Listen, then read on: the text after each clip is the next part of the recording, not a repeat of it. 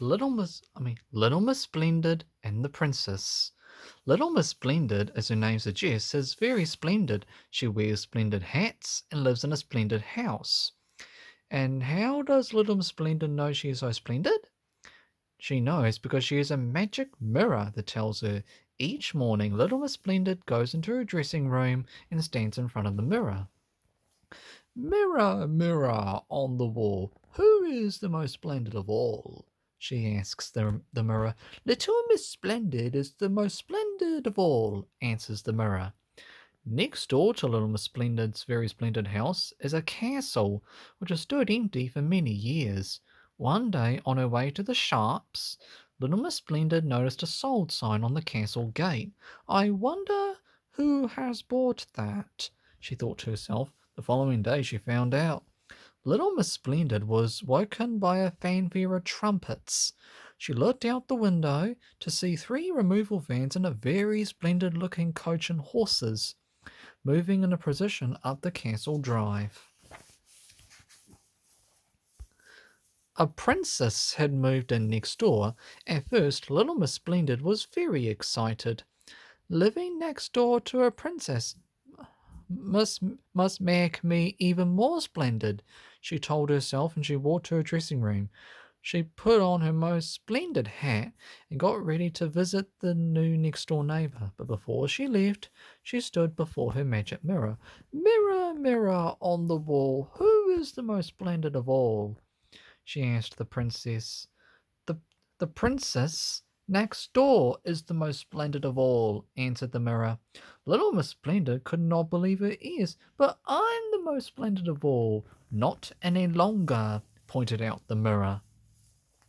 Little Miss Splendid watched the princess for the rest of that week. She looked at the princess's splendid coach, she studied the princess's splendid crown, and she noted the princess's splendid robe. Everywhere she went, nobody noticed her any longer, and they talked about and all they talked about was the princess and how splendid she looked. Little Miss Splendid grew more and more jealous of the princess. The following week, Little Miss Splendid went shopping. She bought an incredibly ornate coach and 4 horses, a shimmering princess's hat, and a splendidly long and flowing robe. Little Miss Splendid was so pleased with her new purchases that she went straight into town to show them off, but no one took any notice of her.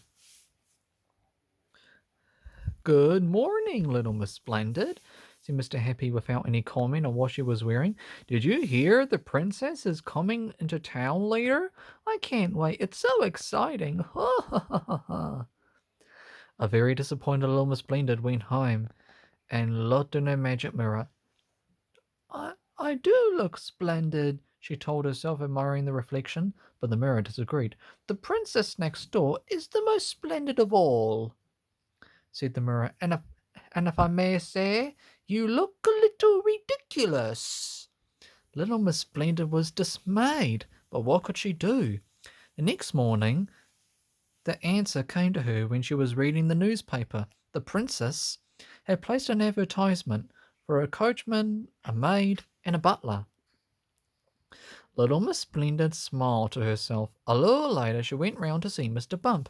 There is a job going as the princess's coachman, she told Mr. Bump. It would be perfect for you.